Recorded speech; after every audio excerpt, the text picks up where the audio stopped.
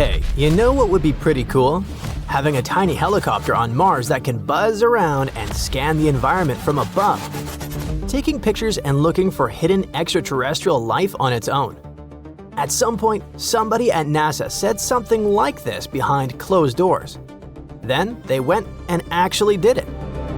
Say hello to Ginny, one of the most significant scientific achievements since we first started exploring space.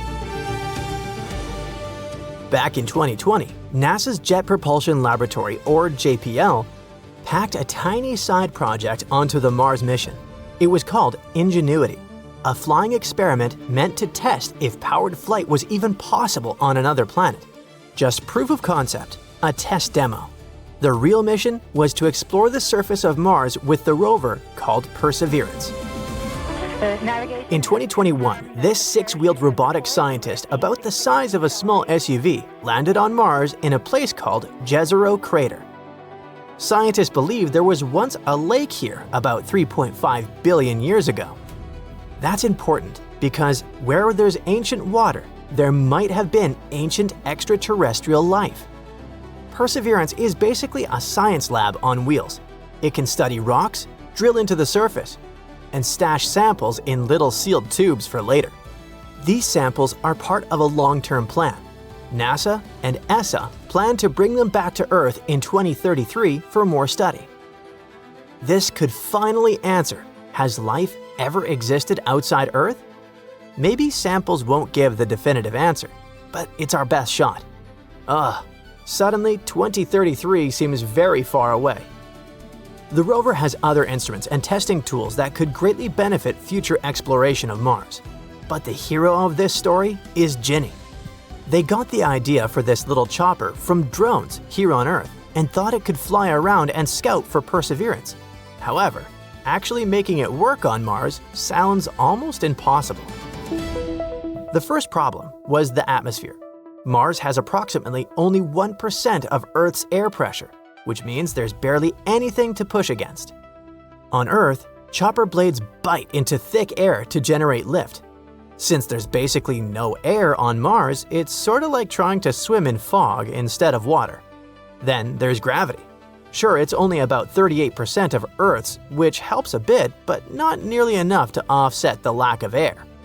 To fly at all, the device would have to be feather light, with huge blades spinning like crazy, just to grab onto the thin air. Oh, and there's also the cold. At night, temperatures plunge to negative 130 degrees Fahrenheit, which is approximately the same as the coldest night ever recorded in Antarctica. That's enough to damage most electronics, and batteries hate the cold. So Ginny charged up during the day with a tiny solar panel, then used that power to keep warm through the freezing Martian night. Every day, scientists had to hope that their drone worth $80 million wouldn't land under a hill in a shadow, especially since it couldn't be controlled manually. Mars is so far away that signals can take up to 20 minutes to get there. Imagine playing a video game where your character has that kind of delay after you press a button. Ginny had to be fully autonomous. All these technological technicalities, and yet Ginny did not simply fly. What was first planned as a 30-day test trial with 5 flights ended up being a full-fledged support mission that lasted 3 years. So, how did engineers pull it off? First, they had to make Ginny as light as physically possible, only 4 pounds. That's lighter than my house cat, but somehow it still carried 2 cameras, a battery, a flight computer, a radio antenna, and even a heater. Everything had to be trimmed down or miniaturized. Then came the blades, Ginny's most important feature. On Earth, a small helicopter spins its blades between 400 and 500 RPM. But we explained why that wouldn't work on Mars. So, Ginny's 2 rotor blades had to spin 5 times faster, about 2,500 revolutions per minute. Each blade was about 2 feet long, made from carbon fiber. Light as a feather, but tough as nails. And instead of sitting side by side like on a drone, those blades were stacked on top of each other, spinning in opposite directions. That cancels out the twisting force you'd normally get from a single spinning blade. You know how helicopters have that tiny tail rotor in the back? They need that because when their main rotor on top spins to lift the chopper up, it also creates a twisting force called torque. That makes the entire vehicle want to spin in the opposite direction. Without some way to fight that, you'd end up doing donuts in the sky. However, Ginny couldn't have a tail rotor because it would add too much weight, take more power, and make things even more complicated. So, engineers created a workaround with two large blades stacked on top of each other, spinning in opposite directions, which prevented the drone from spinning out of control. As for controlling it, Ginny didn't have a full-blown AI, but it wasn't remote-controlled either. NASA uploaded flight plans from Earth, but once the drone took off, it flew itself using onboard sensors and code. Basically, like a really smart autopilot. To stay on course, it watched the ground with a downward-facing camera, kind of like tracking its own shadow as a guide. And finally, the result was seen in April 2021, when Ginny lifted off the Martian ground and hovered in place for just 39 seconds. It rose about 10 feet into the air, hovered a bit, spun around a little, and landed safely back on the red dirt. It was short and simple. One small step for a drone, but a huge one for humanity. For the next 3 years, the team responsible was testing the limits, flying Ginny further and further. From above, Ginny saw more than the rover could. The drone helped map the terrain, spotted risks like loose sand and sharp rocks, and even found shortcuts for Perseverance. It even saved the rover, so to speak, when its photos helped the team reroute the vehicle around a tricky dune. Ginny also made snapshots of interesting layered rocks, exactly the kind you'd need when you're searching for ancient life. Basically, once the drone spotted something weird or promising from above, Perseverance would roll over to check it out. And it worked way better than anyone expected. However, in January 2024, Ginny went missing. The drone was supposed to do a short hop, go up, hover, land, easy stuff. But after takeoff, NASA lost contact. For a while, no one knew what had happened, just silence. A few days later, NASA finally got a weak signal and pulled the flight data. Turns out, Ginny flew over a featureless terrain. See, it used its downward-facing camera to track movement, kind of like an optical mouse. No texture below meant nothing to lock onto. Mid-flight, the drone got disoriented, tilted, and during landing, one of its blades clipped the ground. NASA confirmed it. The rotor was damaged. It will never fly again. However, this is not a sad story. Even with broken wings, the robot is still useful. After Flight 72, NASA gave Ginny new software and a new job, staying powered on and quietly collecting daily data, possibly for the next 20 years. In a way, Ginny has gone from scout to ground-based observer. So, what happens next? Well, we wait for 2030 while we make more flying robots. The biggest one on the horizon is Dragonfly, a car-sized rotorcraft scheduled to launch in 2028 and land on Titan, one of Saturn's moons. Titan has a thick atmosphere and low gravity, a dream environment for a flying drone. Dragonfly will hop from one location to another, searching for life in that icy landscape. It's like Ginny's big cousin, but with nuclear power and a whole moon to explore. The Project Ingenuity's success is already inspiring NASA to design better Martian helicopters. Some of them could be equipped with grippers to pick up rock samples, or even join up with rovers for full-on search and collect operations. Thanks to Ginny, what started as a tech demo could one day evolve into a fleet of flying robots crisscrossing the red planet. Recently, scientists have made an astounding discovery that can change the entire course of Mars exploration. Apparently, there are oceans of liquid water on the red planet, so the future looks bright. We could use this water to support future missions, and then even relocate to Mars since we wouldn't need to worry about where to get this precious liquid, right? Well, there's one big problem. These oceans of liquid water are in Mars, so deep inside that we aren't likely to get there. At least that's what a new analysis of seismic data collected by the Mars InSight lander claims. Huge reserves of liquid water seem to be the best explanation for some seismic quirks of the red planet. So all this precious water is out of our reach. But we need to find it to solve the puzzle of the aquatic history of our blushing, dusty neighbor. And the first thing we need to do is identify where the water is and how much of it the planet is hiding. Navigation has confirmed that the parachute has deployed and we are seeing significant deceleration. Now, our rovers are scurrying about on the surface of the red planet, gathering all the available data on the planet's surface geology. And it's getting increasingly obvious that Mars was once covered with water.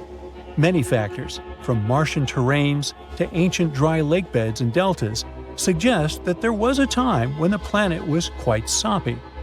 These days, there's still some water on and right below the surface of Mars, but it's in the form of ice and nowhere near what Mars had in the ancient past. To understand how much of it could have been on the red planet billions of years ago, we must know where all this water went. There are two spots where the water could have gone: into space or toward the interior of Mars. Then it could have been isolated as either liquid reservoirs or ice deposits. Currently, we don't have any way of measuring how much water once leaked away. But now, we finally can find out more about the gooey center of the red planet. All thanks to the Mars InSight lander. It isn't operating anymore, but from November 2018 to December 2022, it was listening to the hums and rumbles and monitoring the activity below its feet. The thing is, acoustic waves generated by seismic activity deep inside the planet can change according to the composition and density of the material these waves are moving through. And scientists can get a lot of information analyzing the behavior of seismic waves. In this case, they used a model similar to those used to map underground oil fields and aquifers on our home planet. Then, with the help of this model, they analyzed the data gathered by InSight on Mars. They discovered that the best explanation could be that there was a layer of fractured rocks whose cracks were filled with water deep under the surface of the red planet. That layer could be at a depth of 7 to 12 miles. That's why it would be extremely tricky for future missions to get to it. And still, the new discovery could help us understand the Martian water cycle. Confirming the existence of a large reservoir of liquid water can help us sneak a peek at what the climate on Mars used to be or what it could be like one day.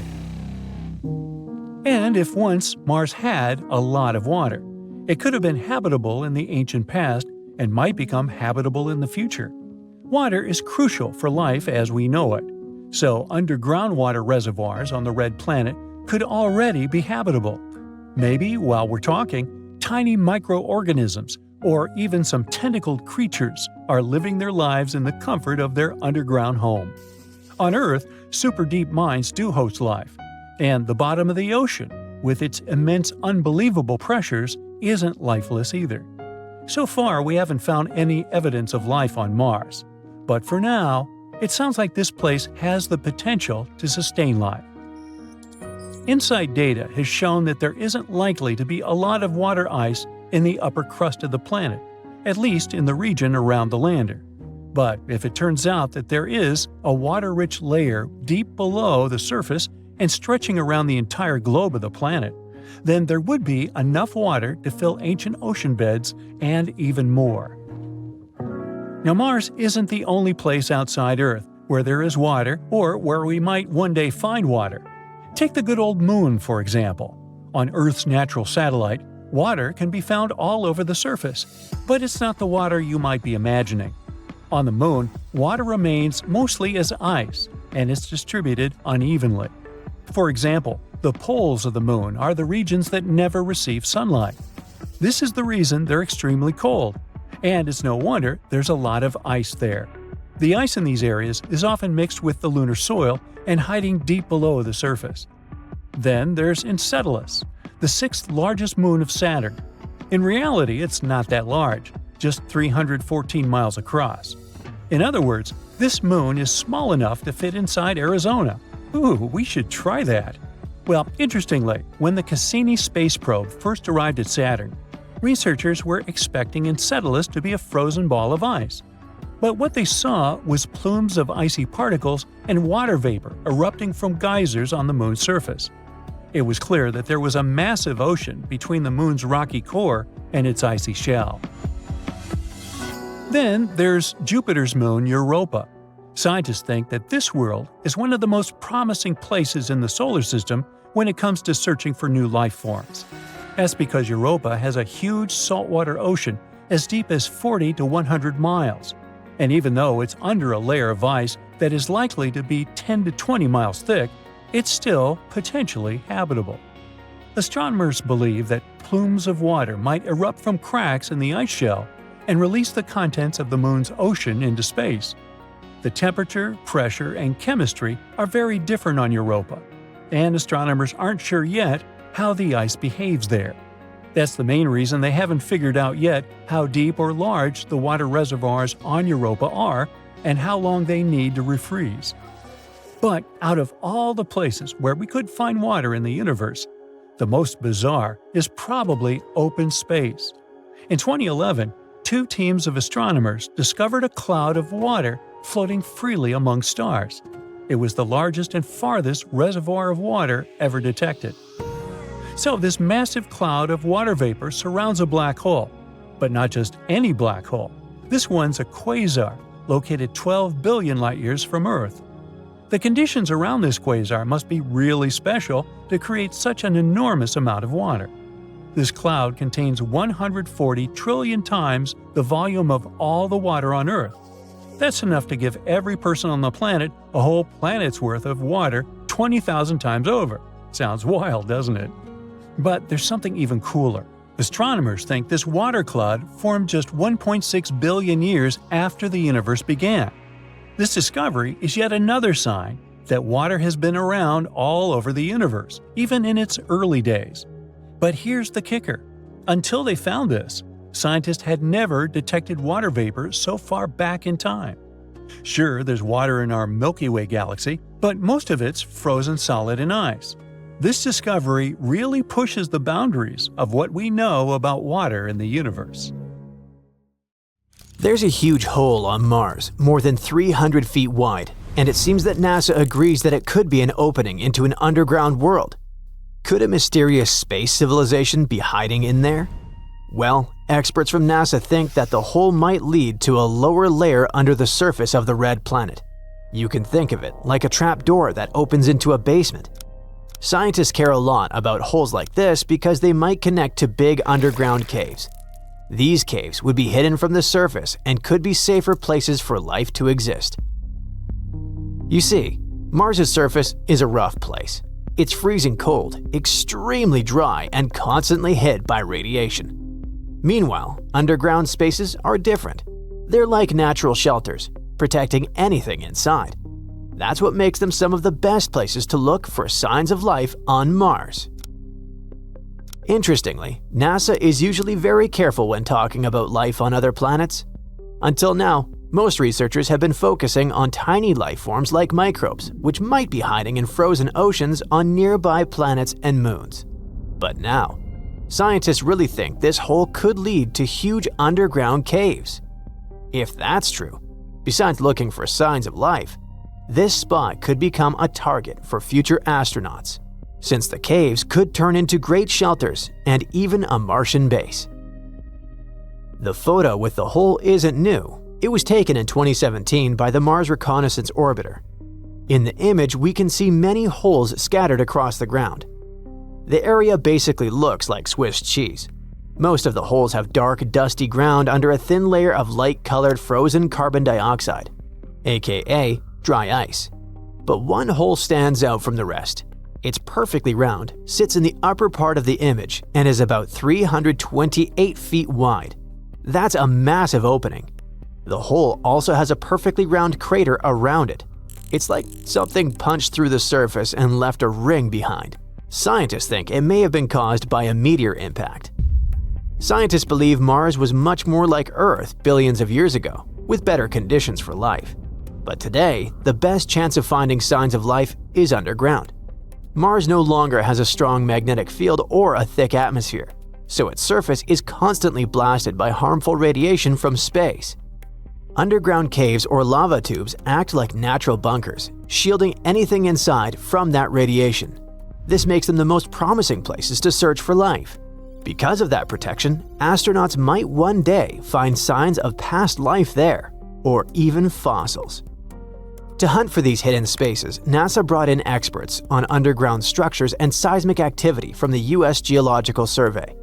In 2019, they released a detailed map showing more than 1,000 possible cave entrances scattered all over Mars. There's a catch though. All of this data comes from spacecraft flying about 250 miles above the Martian surface. From that height, scientists can spot holes, but they can't see how deep they go or what's underneath. Some may be true caves, while others could just be shallow dents in the rock. Other missions, including the European Space Agency's Mars Express, have also found signs of ancient lava tubes beneath Mars's long-extinct volcanoes. But what makes this newly released image stand out is that it clearly shows at least one hole that appears to lead into an unknown underground layer. And if current plans come true, the earliest human astronauts could see this massive opening with their own eyes in the 2030s. And maybe they'll also be able to examine another Martian mystery. For more than 50 years, scientists have been puzzled by about 2 million dark streaks spread across the surface of Mars. These black marks look like long stains or shadows running downhill. It's almost like someone spilled ink on the planet. They were first spotted in the 1970s, and for decades, no one could explain what caused them. These marks are called slope streaks. They appear on steep slopes, crater walls, and ridges all over Mars. From far away, they look flat and dark. At first, scientists thought the streaks were caused by melting ice. This could create muddy landslides similar to wet dirt sliding down a hill on Earth. Even today, researchers still believe the streaks come from landslides, but not the kind involving water. New research using data from NASA's Mars Reconnaissance Orbiter shows that most of these streaks are caused by dry landslides. Instead of mud or water, it's loose dust suddenly slipping downhill, more like dry sand pouring off a pile when it gets disturbed. This explains how the streaks can form in Mars's cold, dry environment. One famous example is on Apollinaris Mons. It's an extinct volcano south of Mars's equator. On one side of a ridge, hundreds of streaks run side by side, which makes the surface look like a barcode. These streaks appeared sometime between 2013 and 2017. Scientists figured out a bit later that a nearby meteoroid impact could have triggered them. The impact didn't hit the ridge directly, but the shock shook the ground, and it was enough to send dust downhill. Now, because some streaks appeared after impacts, many scientists thought that meteoroids or Mars quakes were responsible for creating most slope streaks. But a new study shows that this idea is kinda wrong. The study in question looked at about 2.1 million slope streaks. They were photographed by NASA's Mars Reconnaissance Orbiter over a long period, from 2006 to 2024. Scientists have estimated that Mars has around 1.6 million slope streaks in total. But some streaks have been counted more than once because they appear in different image sets. So, after analyzing all this data, researchers have concluded that almost all new streaks form because of wind and dust, not impacts or quakes. Look, seasons change on Mars and winds slowly move dust and sand. When that loose material suddenly slips downhill, it leaves behind a dark streak. It's like brushing dust off a surface and revealing a darker layer underneath. Meteoroid impacts and Mars quakes do create some streaks too, but only in very specific spots. Overall, they play a very small role. Less than 0.1% of new slope streaks are caused by impacts and Mars quakes. The analysis has also shown that slope streaks are not spread evenly across Mars. They're grouped into 5 main regions. In each of these areas, new streaks usually form during times of the year when winds are strongest. There's a key tipping point called the dust movement threshold. Once winds get strong enough to lift and move dust, the loose material on slopes becomes unstable. When that happens, dust can suddenly slide downhill, creating a dark streak. This is similar to how strong winds on Mars can kick up dust and form spinning columns called dust devils. They're like small tornadoes moving across the planet's flat plains. One reason this mystery took so long to solve is that these streaks form when scientists can't easily see them happen. The conditions that create new streaks usually occur around sunrise and sunset. And because this phenomenon happens in low light, no spacecraft has directly watched a streak form in real time. The study also calculated how often new streaks appear. On average, about 0.5 new streaks form each year for every existing streak. And since Mars has around 1.6 million slope streaks, that's roughly 80,000 new streaks forming every year. Most streaks seem to stick around for several decades before they slowly fade away.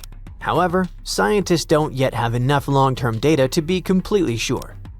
Another cool discovery: even though slope streaks cover less than 0.1% of Mars's surface, they may be one of the biggest sources of dust in the Martian atmosphere. In other words, these small-looking features may play a much larger role than we expected. That's why understanding how slope streaks move dust around Mars is important. Mars's dust affects weather, visibility, and even how much sunlight reaches the ground. That matters a lot for future human colonies, which would need stable conditions to survive and operate safely.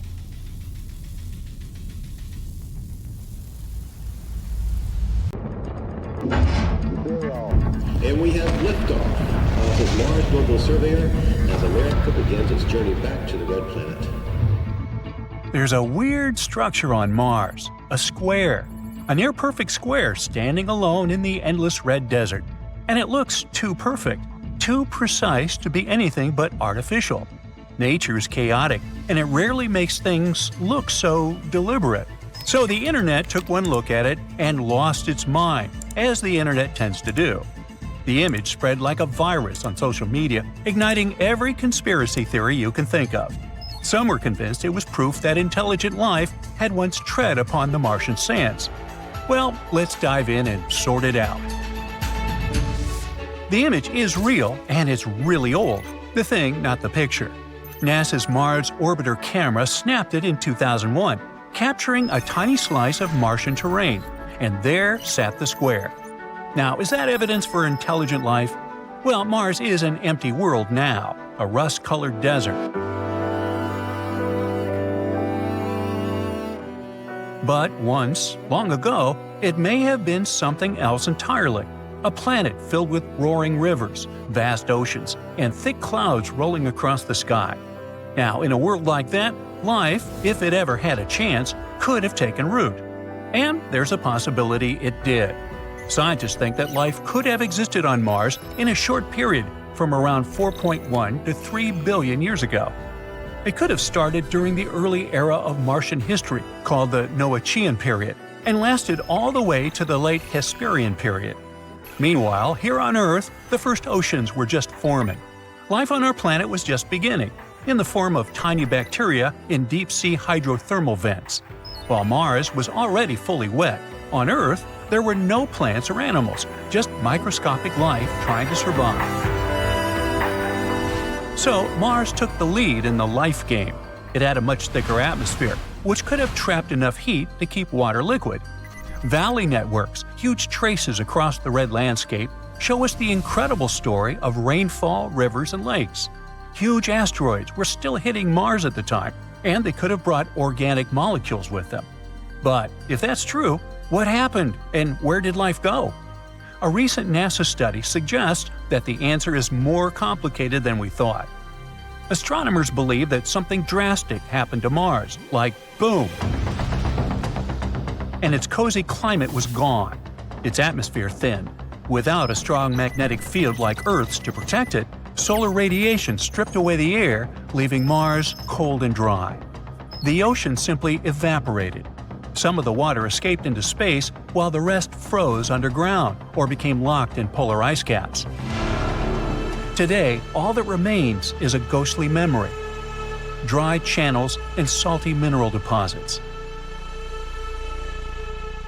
But it looks like the transition wasn't sudden at all. It was slow and gradual. The planet was changing from wet and warm to cold and dry over millions of years. In fact, Mars kept its ocean even after the temperatures dropped to freezing. Some parts of Mars, especially the northern lowlands, might have remained wet for many, many centuries. Shouldn't the water freeze when it gets below 32 degrees Fahrenheit? Well, yeah. But there are many reasons why this miracle happened, like Mars's thick atmosphere and warm water traveling through currents. And during that time we mentioned before, from Noachian to the late Hesperian, life could have found a way. Microbes on Earth thrive in some of the harshest places, beneath Antarctic ice, in deep sea vents, in toxic volcanic lakes. Hey, life doesn't care. So these times in Martian history would be amazing for it. But don't be mistaken, Mars was never a paradise. Even during its cozy times, it wasn't as lush and green as we might imagine. In its early days, Mars was something more extreme, something closer to the young Earth. During the Noachian period, it was warm yet wet. Then, the climate shifted into the Hesperian period. Oceans were stretching across the northern lowlands. Temperatures dropped, and snow piled high, forming massive glaciers in the south, transforming the planet into an icy world. Finding microscopic life at that time is possible, but an intelligent civilization? That's less likely. The square that went viral isn't evidence for intelligent life yet, and here's why. First things first, people freak out because nature doesn't make straight lines. But that's not really true. Actually, nature does it all the time. For example, here on Earth, we have the Giant's Causeway in Northern Ireland, a beautiful field of hexagonal basalt columns. These are completely natural. They're formed by volcanic activity. There's also the Devil's Tower in Wyoming. Hey, remember it from the Close Encounters movie in the 80s? That's a symmetrical rock formation, and it was created by erosion. However, if we looked at these things from space, they'd look artificial. So, what is the square? How about a fracture pattern in the rock or some terrain that's broken apart along straight lines due to stress? This happens on Earth all the time when rock expands and contracts over time. And on Mars, the surface is just constantly battered by meteors, winds, and extreme temperature shifts. No wonder rock would get stressed. What happens here is another case of pareidolia. It's our brain's favorite thing, to spot patterns in something random. Hey, we evolved like this. So sometimes we might look at natural objects and see insane stuff. Faces on trees, animals in clouds, shapes, and so on. Besides, NASA has been photographing Mars for decades. We have high-resolution images of craters, mountains, valleys, riverbeds, everything. Wouldn't an ancient civilization leave us, well, something better than some square-like rock? Even though things erode over time, we'd find more signs, roads, foundations, artifacts, ruins, or at least something.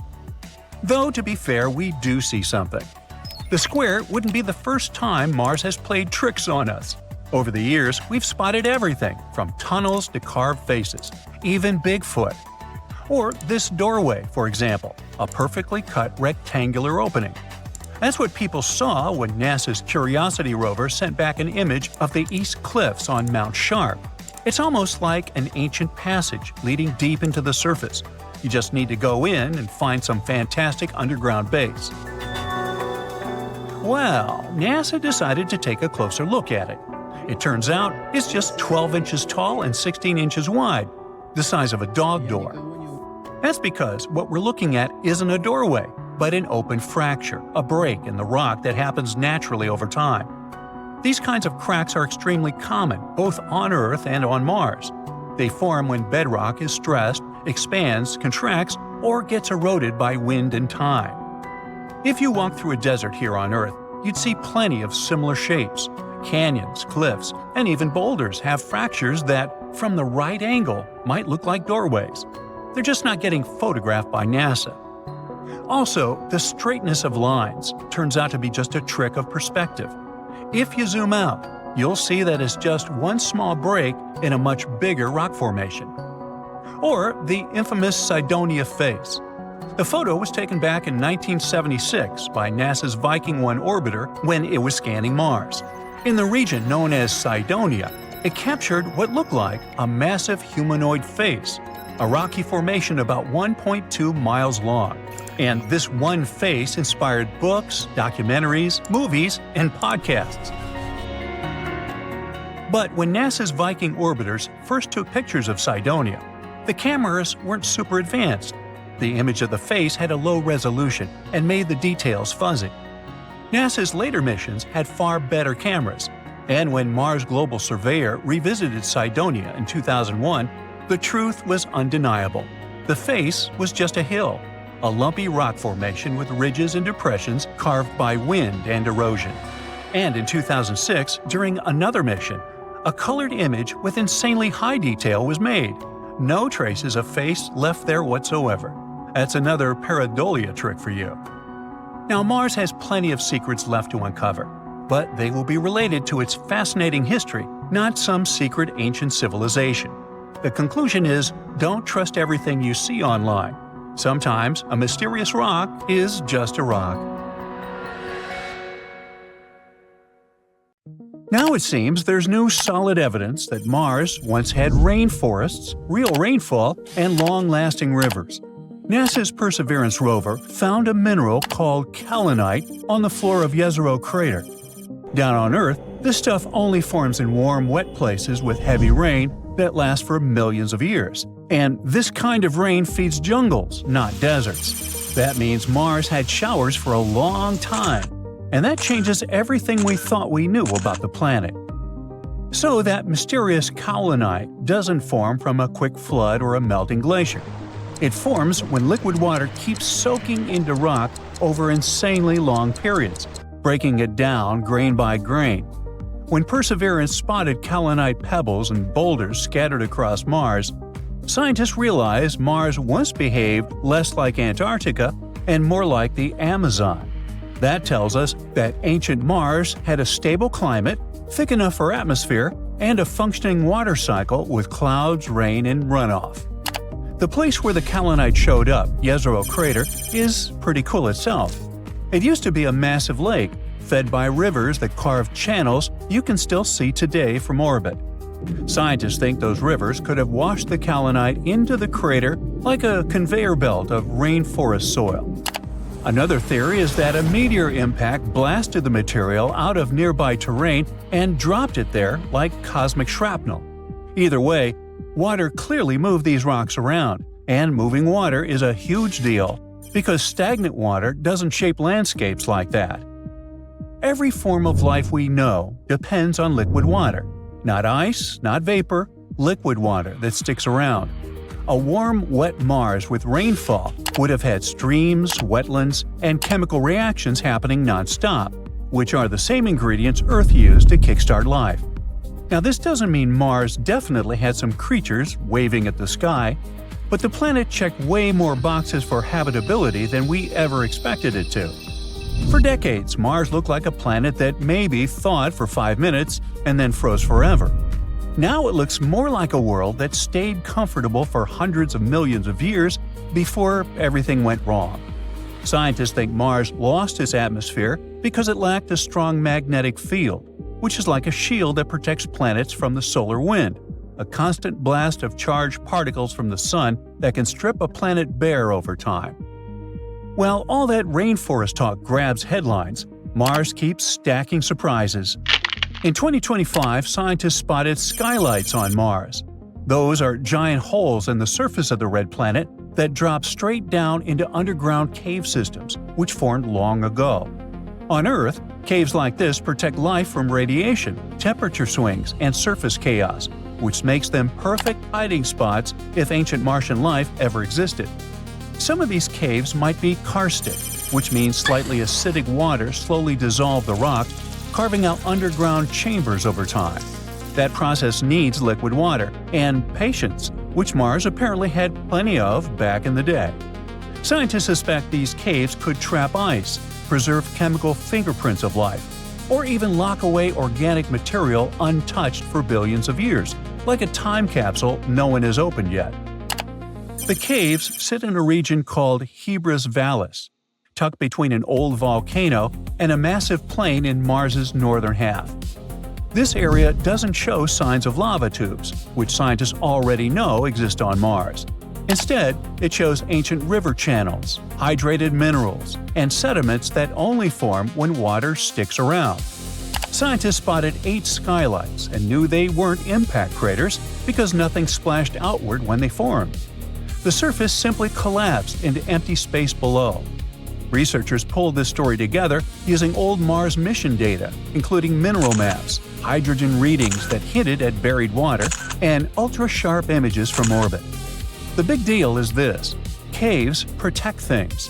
They block radiation, trap ice, and preserve chemical traces far better than the surface ever could.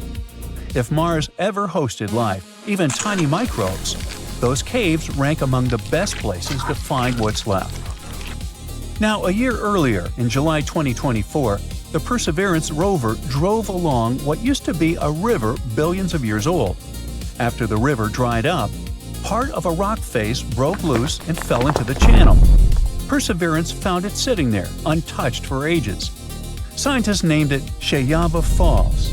The rock's surface showed tiny dark spots scientists nicknamed poppy seeds, and larger pale blobs with dark rims called leopard spots. When Perseverance zoomed in, it also detected organic molecules.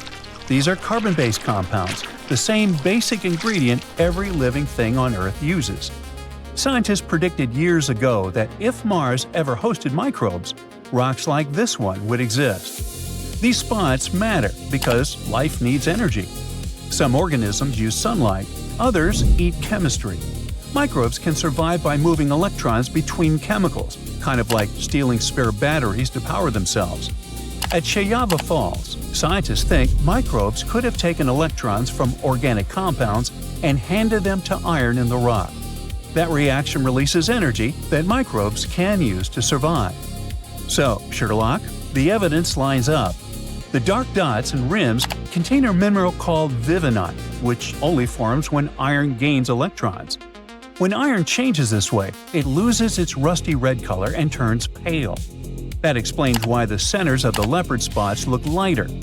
Perseverance also found another mineral there called greigite.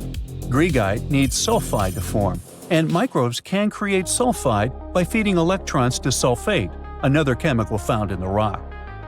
Now, scientists can't fully analyze this rock yet, but they already have one tool down on Earth, the kind so small you'd miss them unless you knew exactly how to look. If microbes ever lived in Mars's ancient oceans, they probably didn't leave skeletons or bones.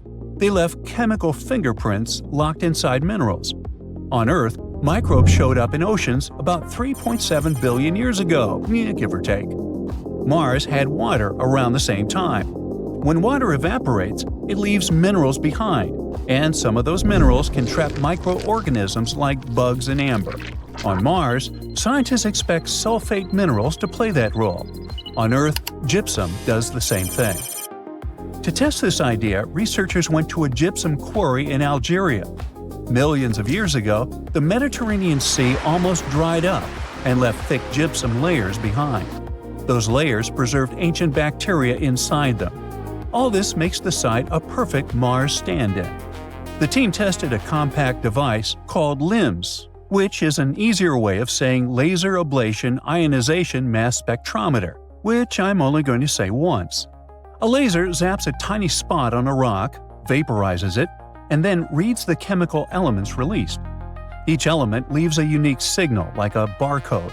That lets scientists spot chemical traces linked to life. When they aimed LIMS at the Algerian gypsum, scientists found thin, thread-like structures already known to be bacteria.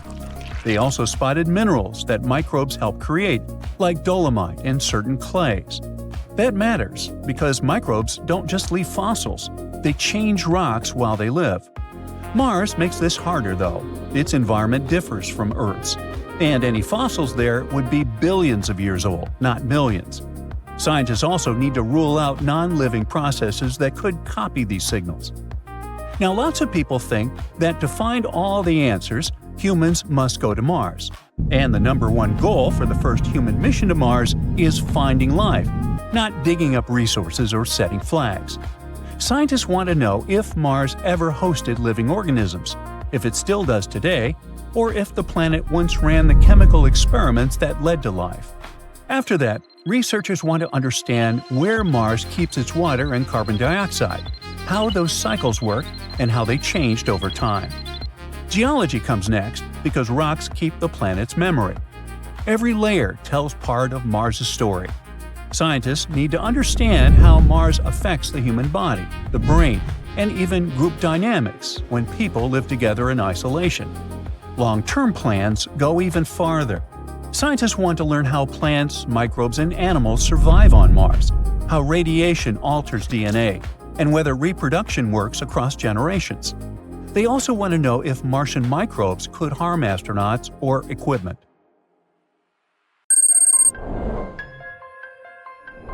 Well, here you are. You're the first person to set foot on Mars. And your first mission is to explore a place called Jezero Crater. You're wading through the thick, rust-colored dust when suddenly you trip over something and almost fall. You lean closer to examine the culprit and recoil in horror. A skull is staring back at you. Who did it belong to? An ancient Martian dinosaur? A representative of a long-lost civilization? Now, this isn't a made-up story. That's what NASA's Mars robot called Perseverance would tell you if it could speak and, had consciousness. The rover had indeed found something strange, but it wasn't a real skull. It just looked like one. In reality, those were rocks that seemed to be out of place on the red planet. Right now, Perseverance is exploring the edge of a big, empty bowl-shaped area called Jezero Crater. Scientists think that a long time ago, this crater held a giant lake. Perhaps it was even full of tiny life. Since December 2024, the rover has been rolling down a steep hill called Witch Hazel Hill. It's an important mission because this hill might hold secrets about what Mars's weather and environment were like billions of years ago. Anyway, on April 11, 2025, Perseverance stopped to look at a special spot where two types of rock meet. One was light-colored and the other was dark. And right at that spot, scientists saw a weird-looking rock they later named Skull Hill. It stood out dramatically because it was dark and had a sharp shape. But the creepiest thing? It was full of little holes, a real nightmare for those with trypophobia. So NASA shared this discovery in a blog post. They explained that Skull Hill didn't look like the other rocks nearby. The area where Perseverance found these strange rocks is called Port Anson. Scientists think that many of the rocks there didn't originally form in that spot. They were moved from somewhere else an exceptionally long time ago. But how did they move, or what moved them? Now, don't get your hopes up. It doesn't mean we'll find space neighbors on Mars. These kinds of rocks are called floats. They are likely to have traveled a long way across Mars billions of years ago, back when the planet was much warmer and wetter, with rivers, lakes, and maybe even oceans. As the water dried up and the soft ground around the rocks slowly wore away over time, the tougher rocks stayed behind, sitting on the surface. Now scientists are trying to figure out how the strange holes on Skull Hill were made. One idea is that tiny parts of the rock broke off and wore away over time, leaving behind little pits. Another idea is that Martian winds, which carry dust and tiny rocks, might have slowly scraped the surface, kind of like sandpaper, and created the holes. Skull Hill is dark-colored, and at first, scientists thought it might be a meteorite that had come from space. But when they looked more closely at the chemicals in the rock using Perseverance's SuperCam, the results didn't match what you would expect from a typical meteorite. Nope. So, scientists now think Skull Hill might be a volcanic rock. On both Earth and Mars, dark volcanic rocks get their color from minerals like olivine, pyrozine, and biotite. If Skull Hill is volcanic, it might have come from old lava flows nearby that have broken down over time. Or maybe it was blasted out of the rock during a huge crash, something like an asteroid impact that dug deep into the ground and pulled up volcanic rock from below. What helps scientists in their research is that Perseverance now has some cool tricks that help it figure out what Martian rocks are made of. That's how we can learn where the rocks came from and how they formed. Lately, the rover has been super busy. In just a few months, it has collected samples from 5 rocks, studied 7 rocks very closely, and blasted 83 rocks with its laser to learn about them from a distance. That's the fastest pace of research since the rover landed on Mars 4 years ago. At least that's what NASA's Jet Propulsion Lab says. Usually, it can take months to find just one interesting rock in a crater. But up on the edge of the crater, aka the rim, cool and strange rocks are popping up all the time. Scientists are especially excited about getting these rock samples back to Earth to see if they'll show signs that life ever existed on Mars. But there's a problem. The plan to bring the samples back, called the Mars Sample Return Mission, is really complicated, expensive, and running into delays. So, for now, the samples are staying on Mars, waiting for their ride home. Hey, Uber! There's another rover that is currently working hard to help us get more information about our neighbor. That's Curiosity, and it might have found a clue about what happened to Mars's atmosphere from billions of years ago, thick and carbon dioxide rich. If the red planet once had warm temperatures and flowing water, what are the signs of all the carbon that should have been left behind? Now, normally, a planet like that would have carbonates, minerals made when carbon dioxide reacts with water and rock buried in its soil. But on Mars, very few carbonates have ever been found, which has been a big mystery. Now, scientists might finally have an answer. A new study suggests that iron carbonate, called siderite, may be hidden inside Mars's sulfate-rich rock layers. These layers weren't easy to spot in satellite images from orbit. That might be the reason why carbonates may have gone unnoticed for so long. At one point in the past, Mars's carbon cycle got out of balance. The rocks started pulling in more carbon dioxide than they were releasing. Over time, this may have caused Mars to lose too much CO2 from its atmosphere. It cooled the planet and made it dry and lifeless. The planet might have been still habitable when this happened, but once carbon dioxide started turning into siderite, Mars may have begun getting too cold to support life. The Curiosity rover found these carbon-rich rocks in Gale Crater, an area on Mars that used to be full of water. The rocks also contain a lot of salts, which usually form when water dries up. This supports the idea that Mars went through some huge changes, likely from a planet with a nice climate to the cold, dry world we see today. If scientists find more siderite in other parts of Mars, it could help explain where all that ancient carbon dioxide went. Even better, it would support the idea that Mars was once warm, wet, and maybe even habitable. But that's not the only discovery Curiosity has made. The rover has a set of special instruments called SAM. Now, SAM's job is to study the rocks, dirt, and air on Mars to learn more about the planet. And one of SAM's biggest findings happened when it studied rocks from Gale Crater. SAM found organic molecules. Organic molecules are special because they're made of carbon, and on Earth, carbon is super important for life. Plants, animals, and people are all made from carbon-based molecules. So, finding these molecules on Mars makes scientists wonder if it's another proof that Mars once had life, a long, long time ago. When SAM looked even closer, it found certain patterns in gases like carbon dioxide and methane. These patterns might match what you would expect if tiny ancient life forms were making organic molecules. But there's also another explanation. These molecules might have been made by sunlight reacting with gases in Mars's air. In this case, no life would have been involved at all. On Mars, strong ultraviolet light from the sun can break apart and mix up molecules, creating new ones that eventually land on the ground. So even though scientists don't have a clear answer yet, finding organic molecules is a really big deal.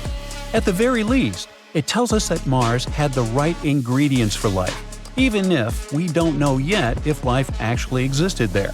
Now, scientists are using SAM and Curiosity's other tools to keep searching for more clues. You're standing next to a huge floor-to-ceiling window of the spaceship/wandering city you've been calling your home for a dozen years, along with a few hundred other people. You're watching a fascinating object nearing your spaceship, wondering if it'll bring an end to this journey and your life. It looks like an asteroid, but acts like a comet, moving as if something is pushing it. Can it be the engine created by another space civilization? Are you doomed, or are you about to have contact with a different kind of intelligence? Now, let's leave this post-apocalyptic fantasy and take a closer look at these space invaders called dark comets. The most intriguing question is obviously, what makes them move? Most likely it's some gas or material escaping from the surface of these space objects. Interestingly, until recently, no one has even been sure they existed.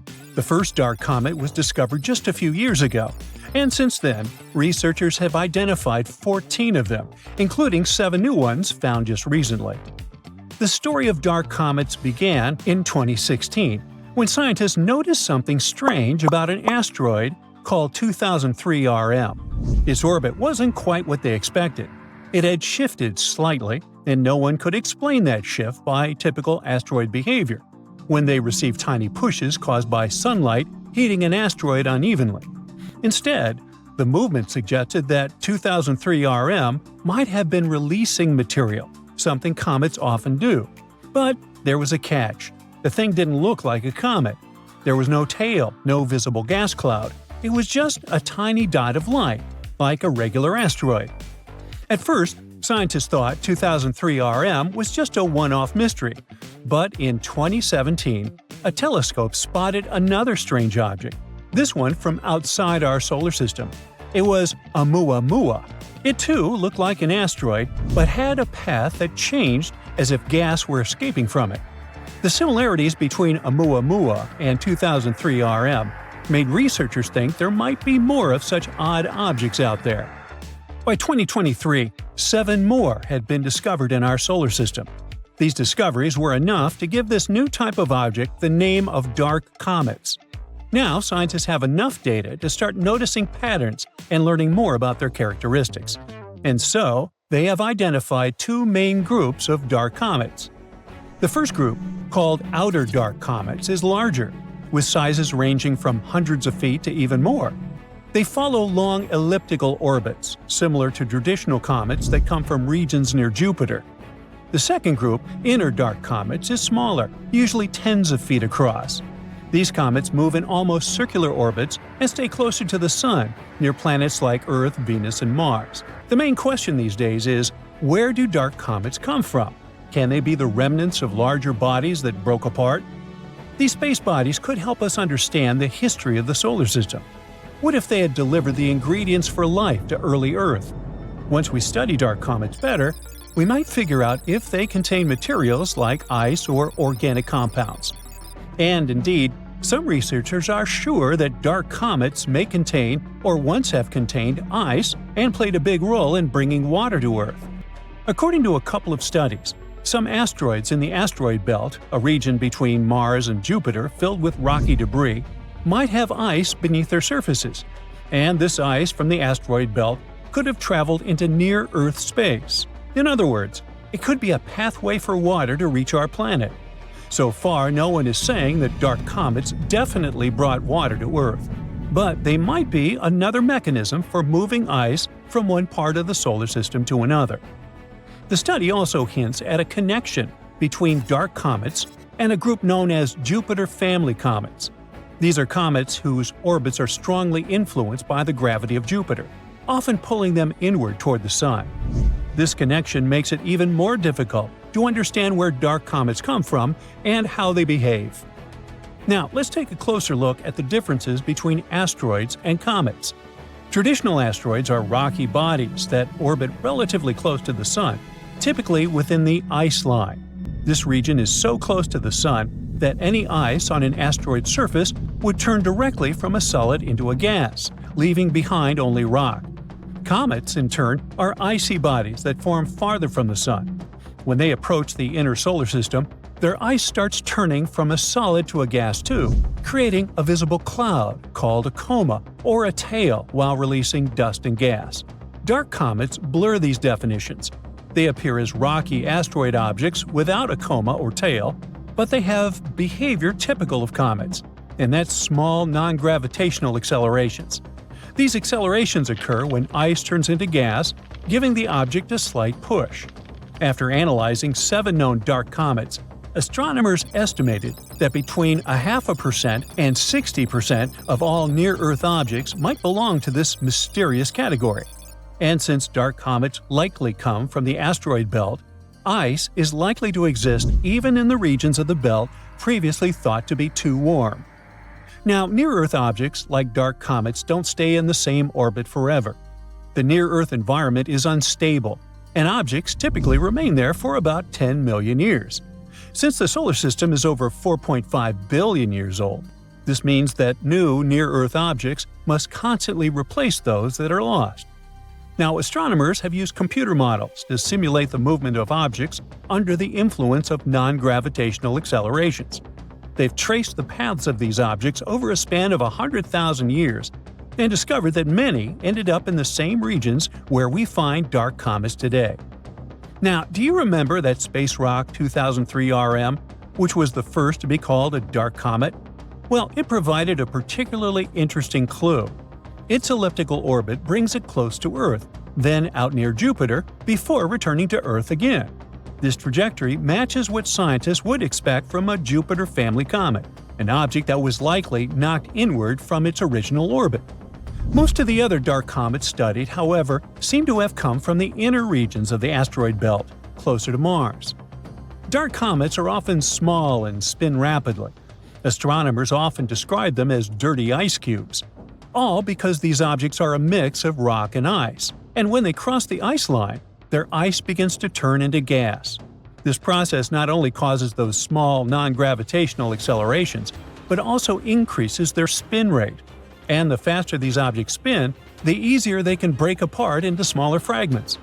The pieces that break off also have ice, and as they spin faster and faster, they break into even smaller pieces. This process continues until you're left with very small, fast-spinning objects. This cycle of fragmentation helps explain why dark comets are often so tiny. But it could also mean there are more of them than we currently know about. The dark comet research provides new insights into the distribution of ice in the solar system and its potential pathways into the near-Earth environment. It also raises intriguing questions. For example, how much ice remains hidden in the asteroid belt? Or could dark comets have played a role in delivering water or organic materials to Earth? One of the most important points is that dark comets may represent a significant part of near-Earth objects. If it turns out to be true, it could mean that our understanding of the population of near-Earth objects and their potential risks for our planet is far from complete. The processes shaping dark comets, from sublimation to fragmentation, could be a major factor in the evolution of icy bodies throughout the solar system. Luckily, these days, scientists have an opportunity to combine advanced modeling with observations, which can eventually shed light on that very elusive class of objects that could have clues to the history of water and life on Earth.